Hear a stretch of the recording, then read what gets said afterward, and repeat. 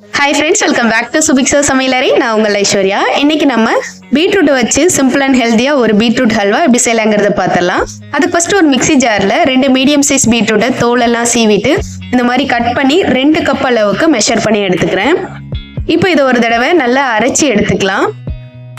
இதுலயே நம்ம பீட்ரூட் அளந்து எடுத்த கப்லயே 1 கப் அளவுக்கு தண்ணி சேர்த்துட்டு மறுபடியும் நல்லா நைஸா அரைச்சி எடுத்துக்கலாம். அரைச்சி எடுத்த விழுதை நம்ம ஒரு ஸ்ட்ரெயினர்ல போட்டு நல்லா வடிகட்டி எடுத்துக்கலாம். பீட்ரூட் ஜூஸ் மட்டும் தனியா எடுத்துக்கலாம். நல்லா 2 டைம் கூட நீங்க இந்த மாதிரி வடிகட்டி எடுத்துக்கோங்க. இப்போ ஜூஸ் நல்லா நம்ம தனியா பிரிச்சு எடுத்தாச்சு. இதுல நம்ம அளந்து எடுத்த கப்லயே 1/2 கப் அளவுக்கு கார்ன்ஃப்ளவர், அப்படி இல்லைன்னா 5 டேபிள் ஸ்பூன் அளவுக்கு நீங்க மெஷர் பண்ணி கார்ன்ஃப்ளவர் சேர்த்துக்காங்க.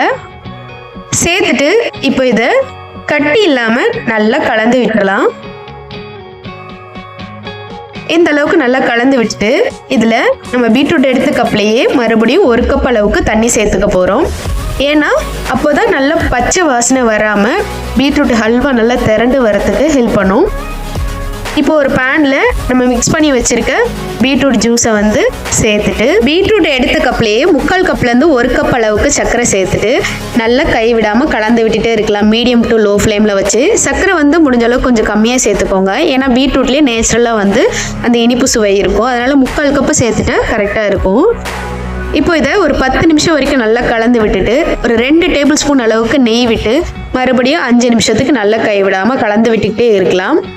5 நிமிஷத்துக்கு அப்புறம் மறுபடியும் ஒரு 2 டேபிள் ஸ்பூன் அளவுக்கு நெய் விட்டு மறுபடியும் நல்லா கலந்து விட்டுட்டே இருக்கலாம்.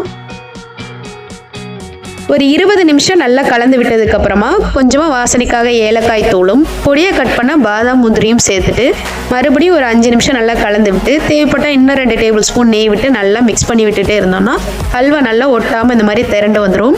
வீட்டில் இருக்க தட்டு, டிஃபன் பாக்ஸ், அப்படி இல்லைன்னா இந்த மாதிரி கேக் டென்ல லைட்டா நெய் தேய்ச்சிட்டு அதுல பாதாம் முந்திரி தேவைப்பட்டா தூவிட்டு 1 மணி நேரம் நல்லா ஹல்வாவை விட்டு செட் பண்ணி ஆறுனதுக்கு அப்புறமா நம்மளுக்கு தேவையான அளவுக்கு பீஸ் போட்டு எடுத்தோம் அப்படின்னா சூப்பர் அண்ட் ஹெல்தியா நம்ம பீட்ரூட் ஹல்வா ரெடி ஆயிடுச்சு. ட்ரை பண்ணி பார்த்துட்டு எப்படி இருக்குங்க கமெண்ட் செக்ஷன்ல சொல்லுங்க. Like, share and subscribe. Thanks for வாட்சிங்.